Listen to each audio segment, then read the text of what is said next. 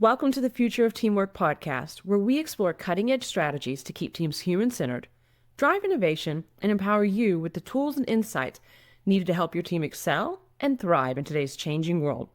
Your host is Dane Groeneveld, a seasoned expert with over 20 years of experience enhancing team dynamics and innovation. Today, Dane is joined by Dr. Mary Cianni. Mary is a distinguished consultant, professor, and thought leader dedicated to helping individuals, teams, and organizations thrive. As a consultant, she's guided leaders, teams, and enterprises through complex transitions, from large-scale mergers to organizational restructuring and strategic pivots. In this episode, Dane and Mary explore why organizations continue to optimize for individuals, even though trust, performance, and problem-solving all happen at the team level. Drawing on Mary's experience in human capital consulting and mergers and acquisitions, they discuss what happens when team identity is disrupted, why transitions require both clarity and care, and how trust develops when teams stay together long enough to truly understand one another's strengths and working styles.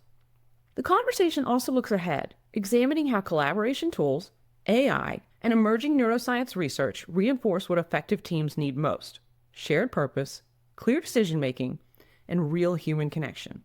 Rather than replacing judgment or experience, these tools create space for better thinking, better conversations, and more intentional team design, helping leaders move from meetings that stall to teams that actually move forward. So, teamwork makes the dream work, and we're here to inspire your next collaborative breakthrough. Gather your team or put on your headphones, and let's dive in together.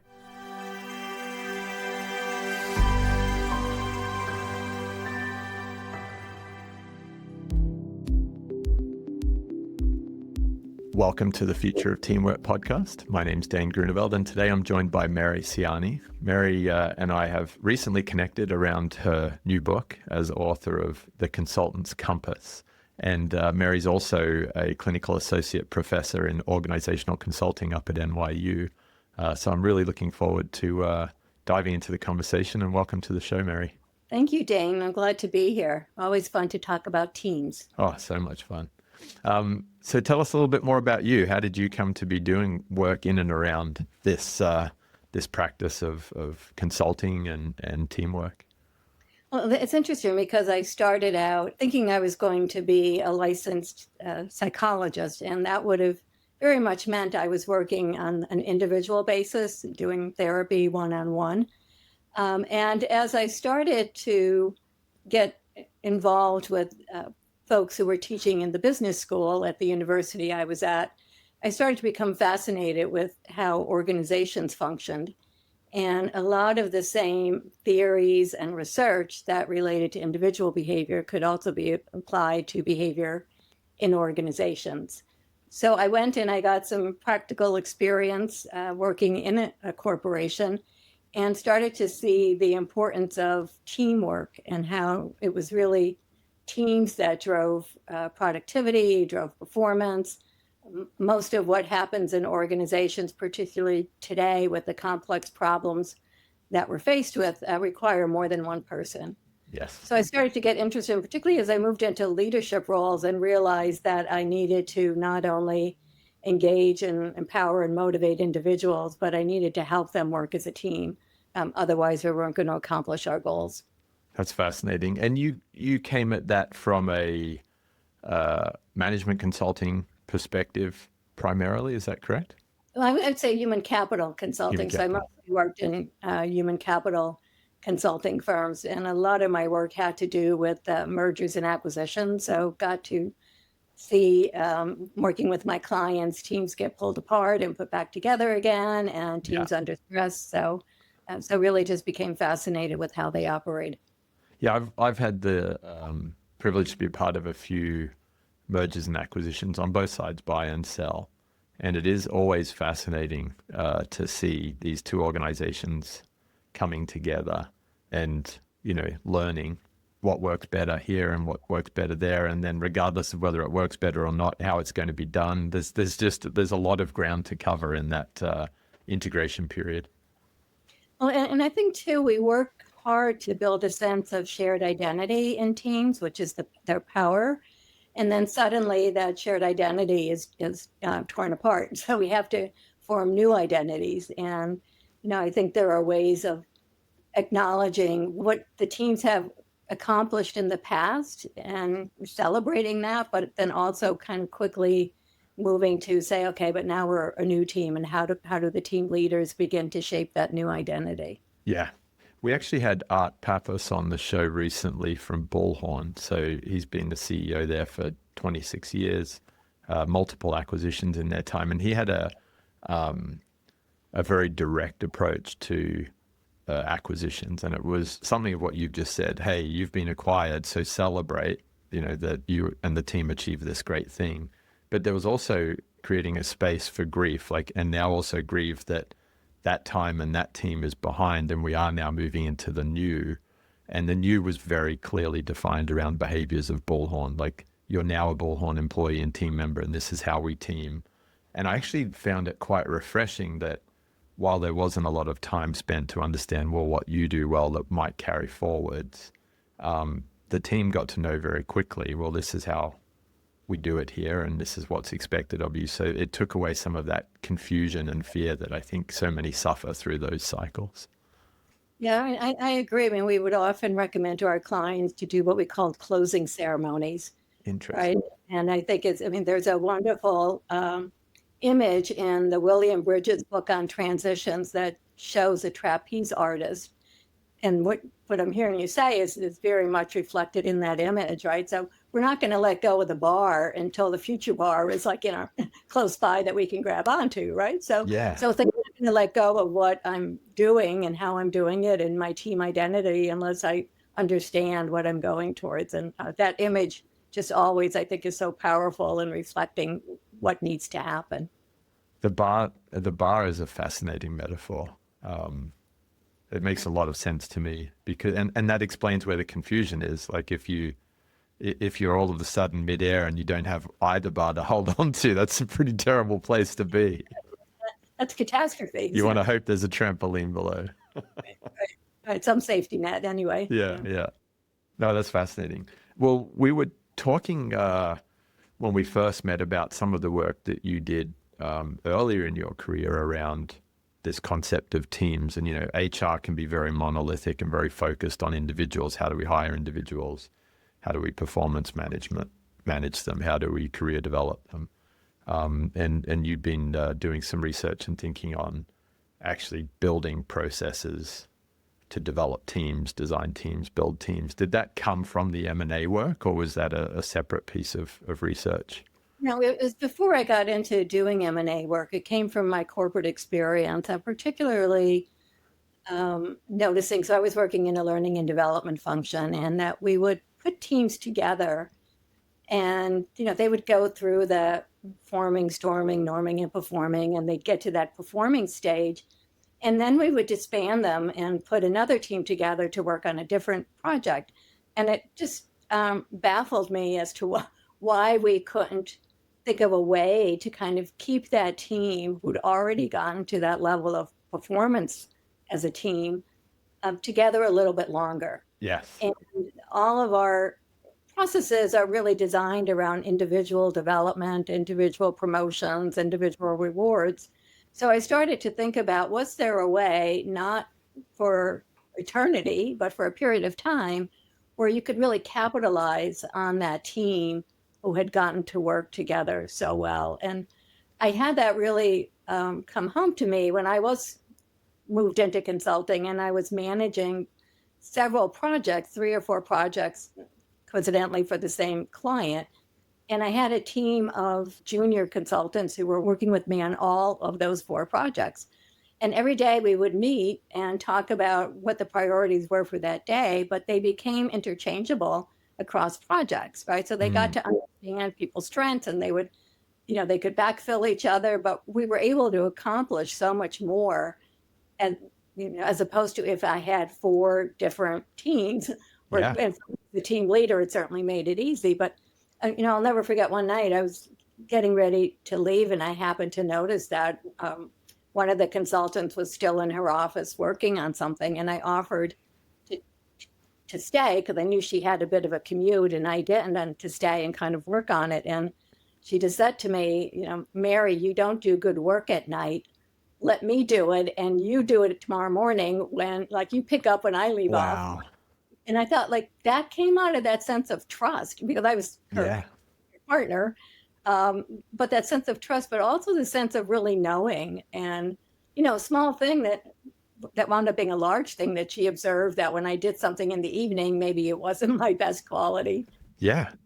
and she wanted to avoid having to do rework. So I just got to see how teams, when they can stay together over time, just learn how to operate as an entity, in ways that are so much more productive. It's such a great example. And I bet most leaders out there would love to have a team member that could bring that level of honesty forward, because it serves the whole team. It's not just self-serving of the team member. And we've had a number of guests come on the show and say, one of the biggest challenges most leaders have right now is this volume control knob that, the feedback just doesn't come up in the organization. So they're kind of operating with limited information at times. So I think that's super powerful. Yeah, I mean, it speaks to what Amy Edmondson talks about, right, in terms of psychological safety, Yeah. and being able to have that kind of honest conversation with each other. Yeah. I love Amy Edmondson's work. I think psychological safety has possibly been turned into a bit of a checkbox for a lot of teams and organizations right now. If we finish the meeting by asking, is there anything anyone disagrees with, then we've created a psychologically safe environment. So there's a challenge there. And what I love from your story is that you brought a team together to work across multiple projects together and know each other and appreciate each other for how you work. And that's actually what builds it. Well, and that takes, spending time together. I tell a story in my book about how, I love to cook for people. So I started having my team when I was leading the M&A practice, start having my team to my house for dinner once or twice a year, particularly when the global people who lived outside of the US were going to be in town. But the other thing, and again, it was someone, a more junior consultant, who would come to me and would start to see the team bond fraying. And he would say, I think we need to come to your house for dinner. I think it's time to come to your house for dinner, because we didn't talk about work. We might have talked about, one time we shared what was your worst hotel experience. I know on Yes. business travel. But it just created that bond of people spending time together. And I think the storytelling too aspect, people just start to connect. So I think there's that ways of building that, that don't necessarily have to happen in the workplace, but that whole concept of spending time together just really builds and strengthens those bonds.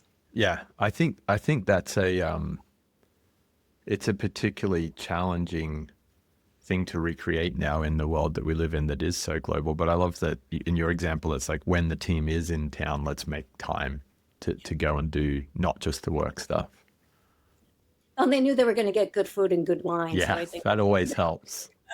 It's amazing, like, no matter how many smart people there are in the room, that humans are still creatures that love to gather, eat together, and share stories. Like, it's as simple as that so often.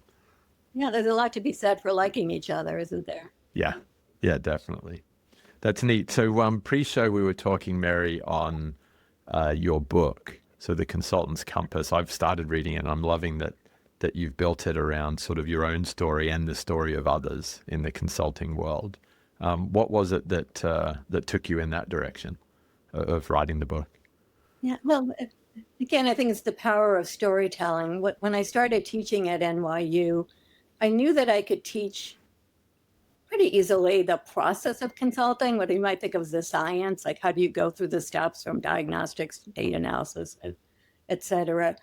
But I was challenged in terms of thinking about how do I help students understand the experience of being a consultant. And you know this from your own work, it's not always a friendly experience. It tests us when we don't know what to do, or things that we're doing aren't working, or we have a particularly challenging client, and it's easy to question ourselves, and also think that we're the only ones going through that experience. Mm. So I wanted to share my story, but I also wanted to really stress the point that even very seasoned, accomplished consultants have had those periods in their life, Yeah. have had that learning experience, have had times even after a lot of success whether they questioned whether they were good enough. But they got, and how to get out of that, right? It's not just swirling around that, but then what are the things that happen that can get you out of it? So I wanted to share those experiences, and I'm blessed with having a very strong network of wonderful consultant friends who were willing to spend the time and share their stories. And I was fascinated by the vulnerability that they allow themselves to have, and Yeah. really thinking about those mistakes.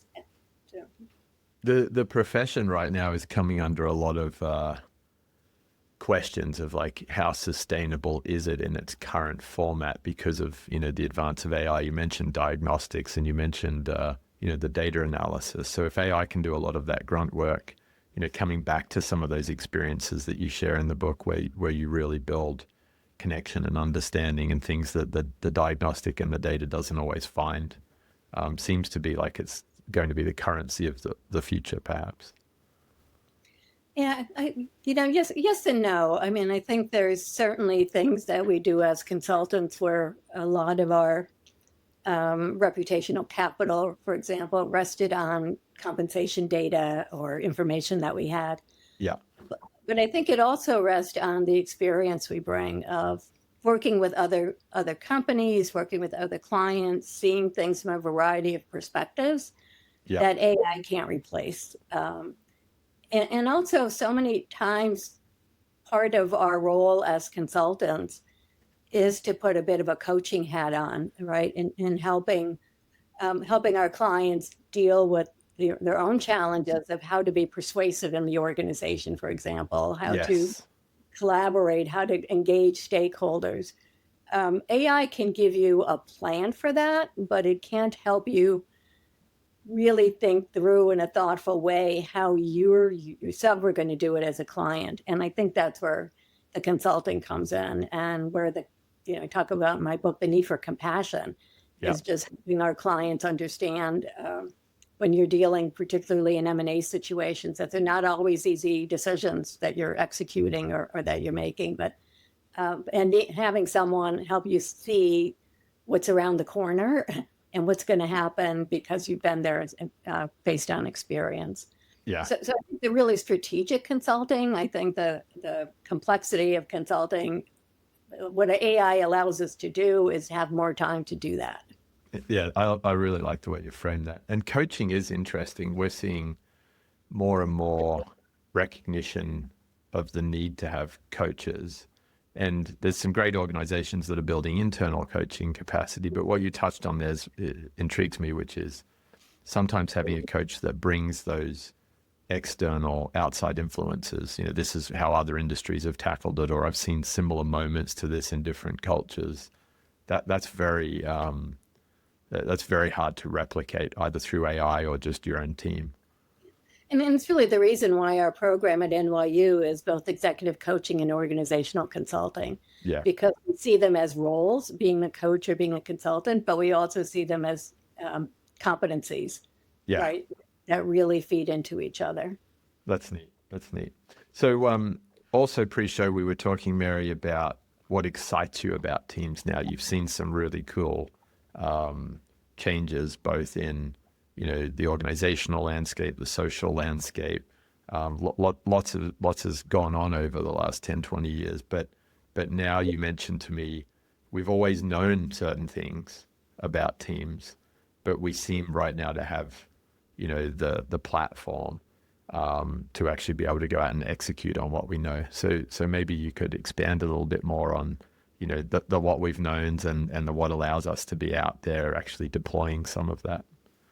Well, we've always known it's important to have, a variety of voices in the room for discussion. And I think about how we used to be in a conference room and there would be this AT&T pod in the middle with voices coming through. And sometimes I would remember to put name tags near that pod. So we had a ritual reminder that there were people In the there room. in the room, but it never felt like you were in the room, right? Yeah. Even though we might say, well, what do you think, right? You were just missing, why is somebody laughing, or, what's the murmuring that's happening? It wasn't the same experience.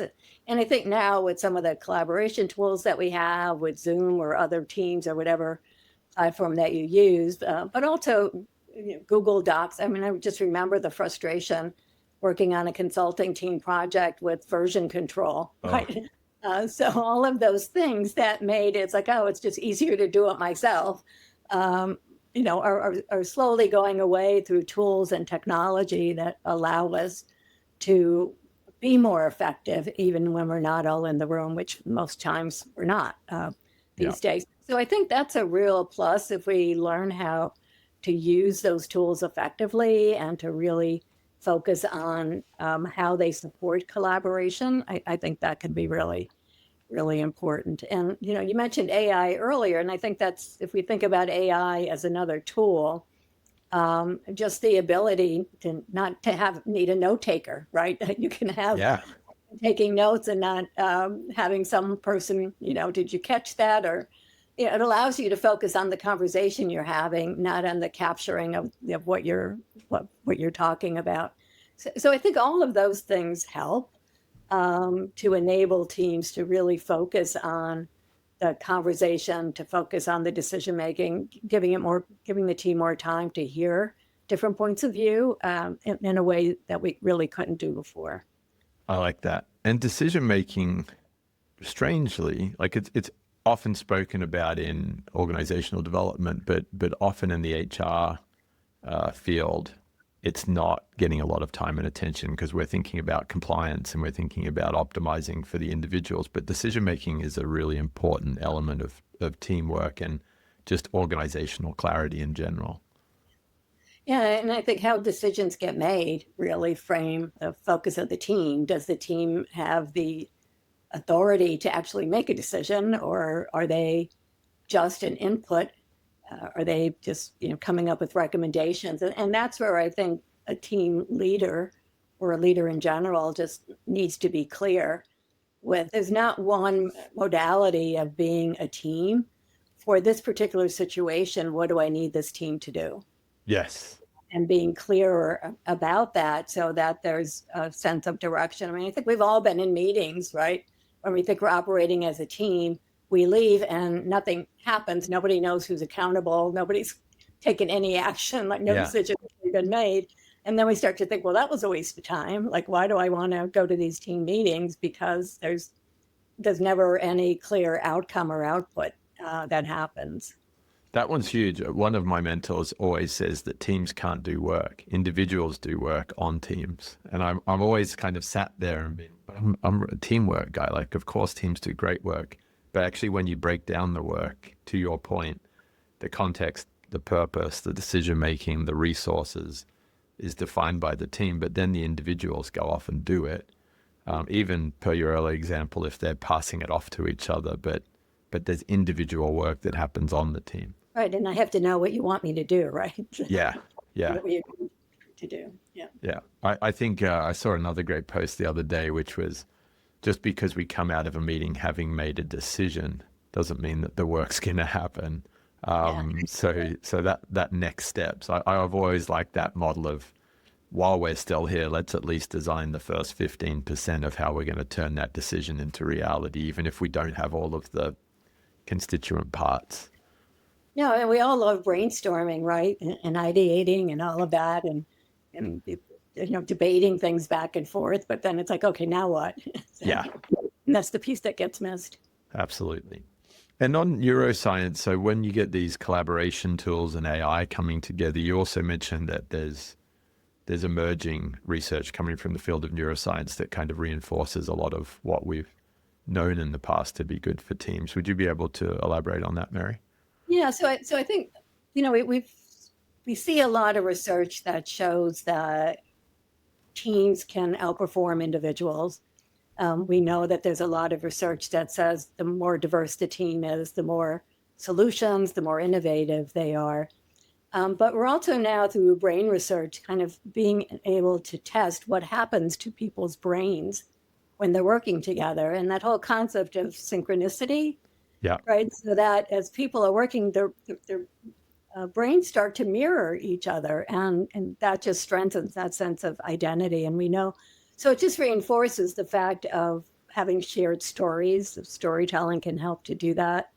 Having, taking time to build that sense of shared identity, because we also see that the higher the levels in some of the research that's been done, the higher levels of synchronicity, the higher the performance. Yes. So it just speaks to the value of being together. And even the times, right, of I've worked with some leaders who, like, once the meeting started, it was all business, where that opening chit-chatting and just conversation and how was your weekend, like that starts to build the brain, like mirroring, right? Because we're telling stories, I did the same thing, and that increases all of that. So it just speaks to that whole thing about you can't really replace the need for that human interaction. Yes. And those conversations. Yeah, the human connection and interaction is a really important one for me in the research we continue to do. There are, thought leaders out there that will say, hey, if it's a sales meeting or if it's an operations meeting, you've got to come in and be really clear. First impressions matter, really set out the tone for everyone. But I think at least creating space for it, even if it's, hey, we're gonna have 5 minutes of getting into the room and connecting with people before we start talking about the agenda, I find that can be very helpful. I agree.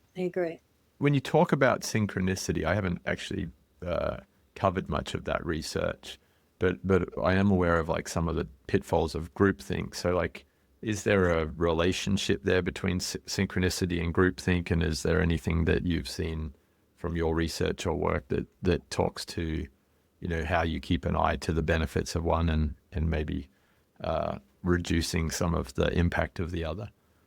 Yeah, I think that's always a risk, and I can't cite the research that would support that. But I think it's, again, goes back to roles and several of the things that we've talked about. I mean, even sometimes appointing someone to be the devil's advocate.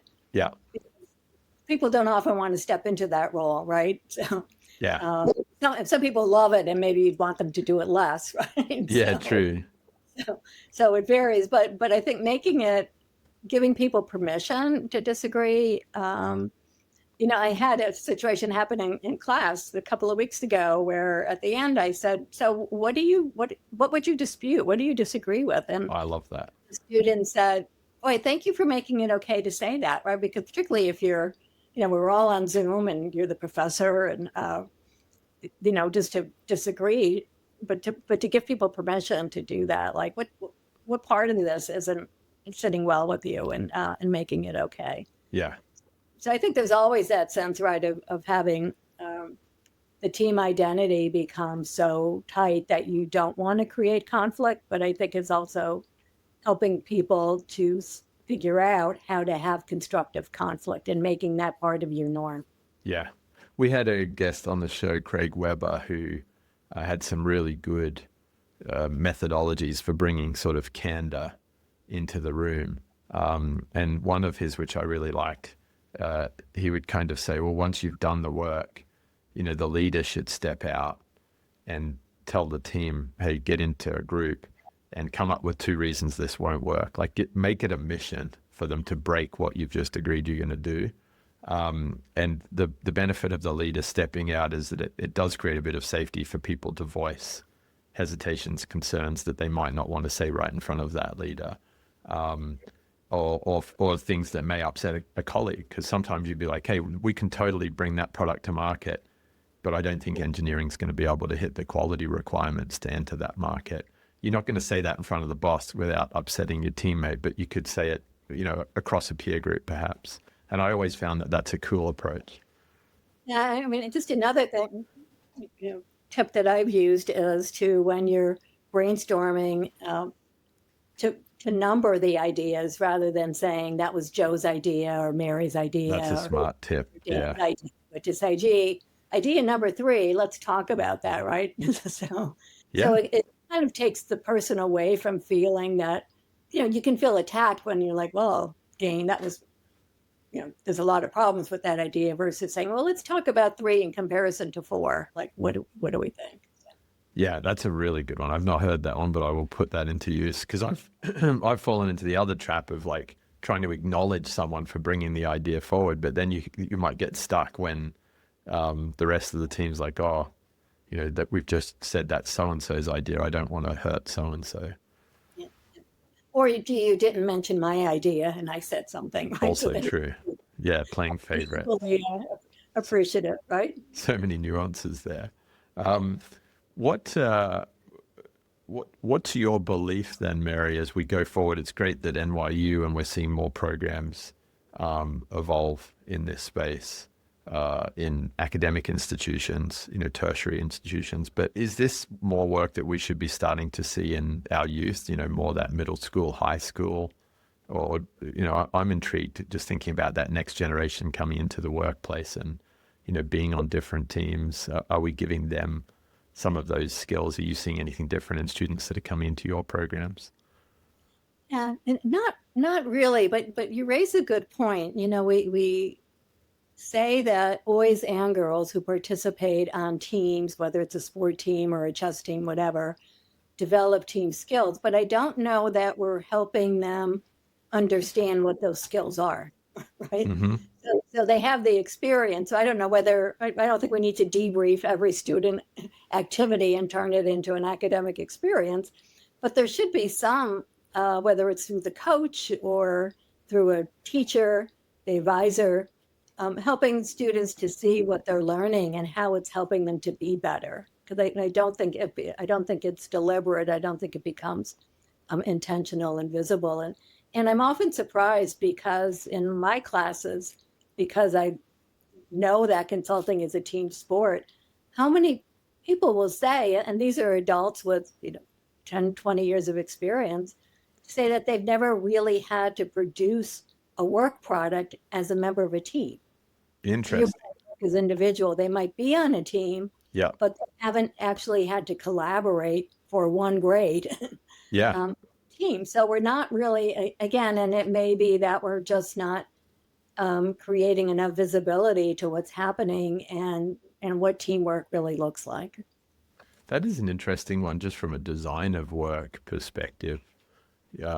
If we're out there thinking about a new project coming up and we're getting clear on the tasks that go to each individual on the team, but does it create or invoke the need to almost do a team review of the work, or what might be a way to start bringing some of that forward so that those individuals are seeing how their work connects to the greater product versus just stands on its own? Yeah, I did some interesting work a few years ago, and I was teaching and working as an independent consultant, where it was an insurance company moving from doing claims reviews from an individual to a team perspective.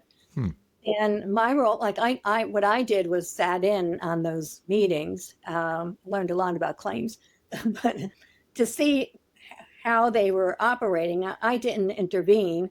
But what I would do is meet with the team leader afterwards and highlight, like, these are the behaviors that still need to change, because it wasn't really, the team wasn't managing the work in the team process. They were still doing individual work and coming together.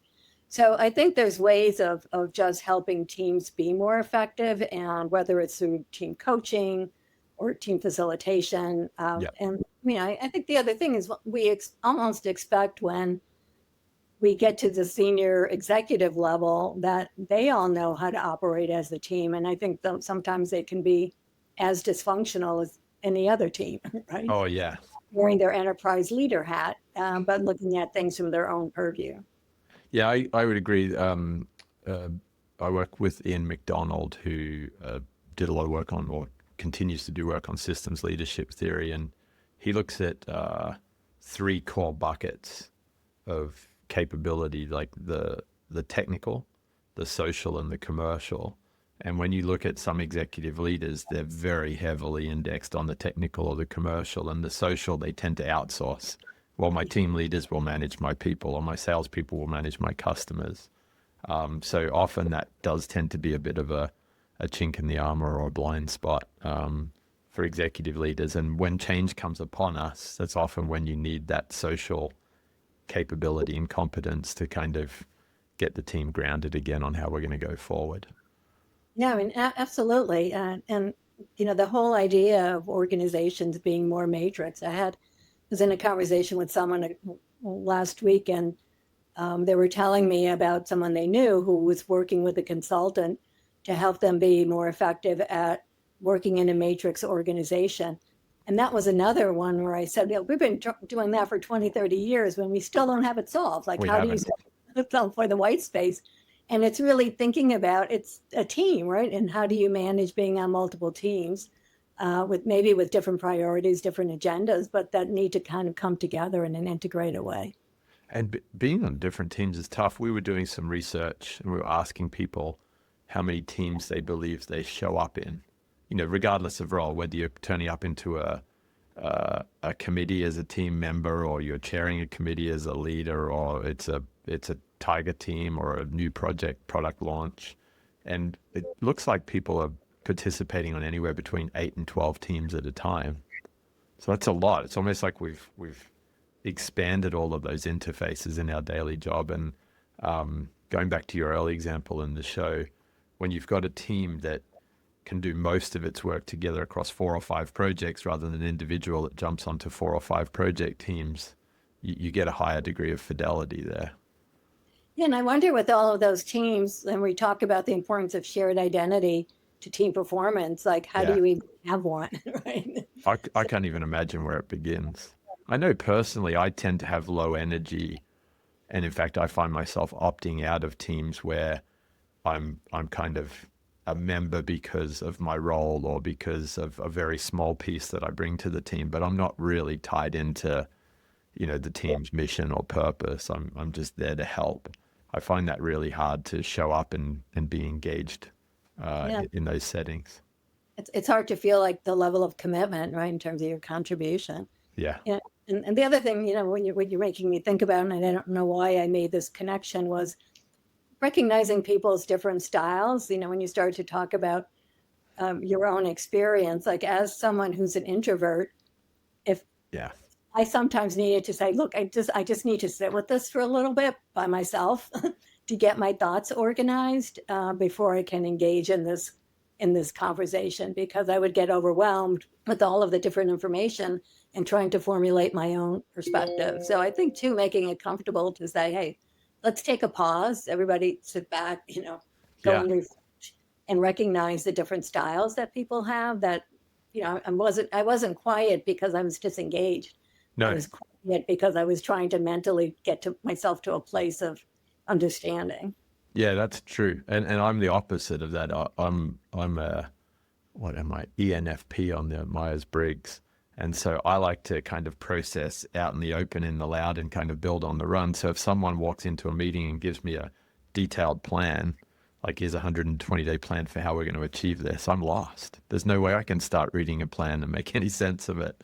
And I just feel like stressed that I'm getting like contained into making the decisions in this Excel spreadsheet. So yeah, styles, if you're on 12 different teams, how are you even going to know how those team members best show up? Yeah. And how you should show up, right? Because to your point, your value in being there may differ from team to team. Yeah.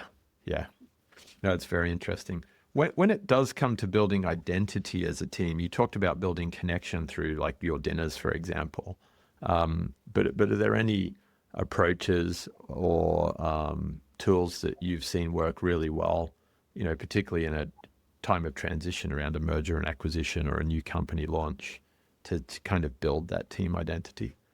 Yeah, I think it goes back to just the basics of good team effectiveness, right? It's like, do we have a common goal? And really kind of spending time with that. We're doing some partnership projects with our students and organizations. And for the first time, what we did is we're building kind of a consulting boot camp to go along with that. Nice. And just spending some time. So last Friday, we just spent some time saying, like, what do you all want to get out of this? Because it's not a grade. It's not an academic. It's an extracurricular. Like, what do you hope to get out of this, so that everybody's clear about that. So I think it's really kind of understanding why are we all here, to your earlier point. That helps to create that identity. Do we have a common goal? Do we have a common purpose? And then I think what you mentioned as well, do I understand the role that I'm playing and how I'm adding value, what my contribution is? Is it going to be meaningful?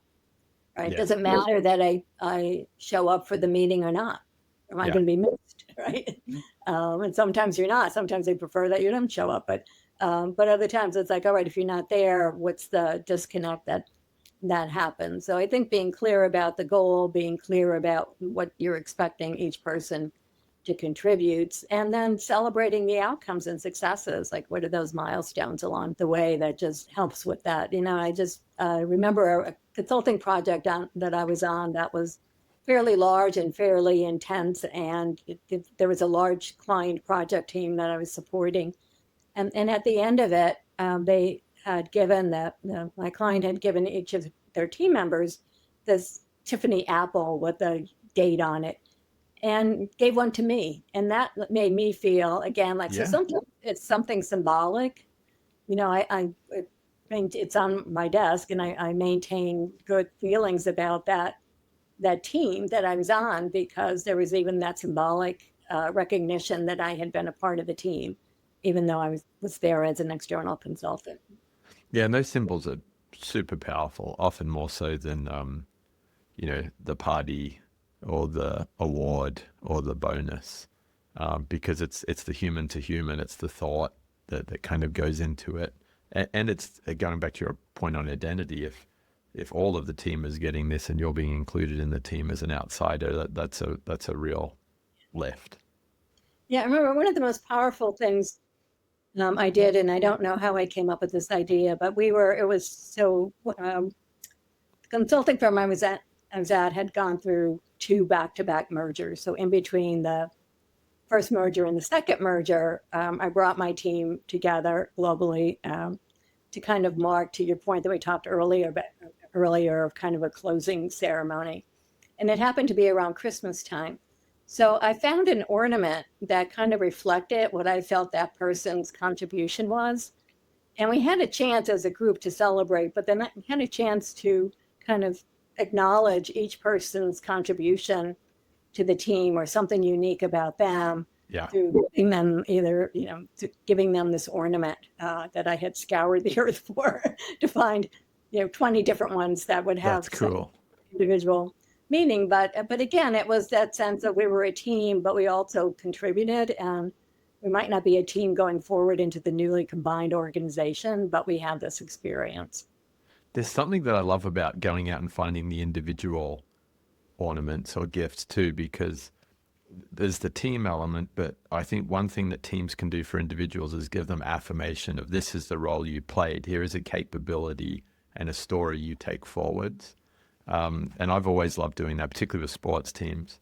We give someone kind of a lock and a key, like a padlock. Mm-hmm. And as a rugby team member, and we say, you get the lock and key because, whenever anyone was in your part of the field, you always made the tackle. No one could break you. And so that person goes forward into their university career or whatever, and they're like, that's what I was known for. So it's going back to roles. It's helpful to know what your future role is, but it's also helpful to know what your past role was on the team. It can become a touchstone for us, right? When maybe things aren't working out, we can kind of go to that thing. Say, okay, I can do this. No, that's neat.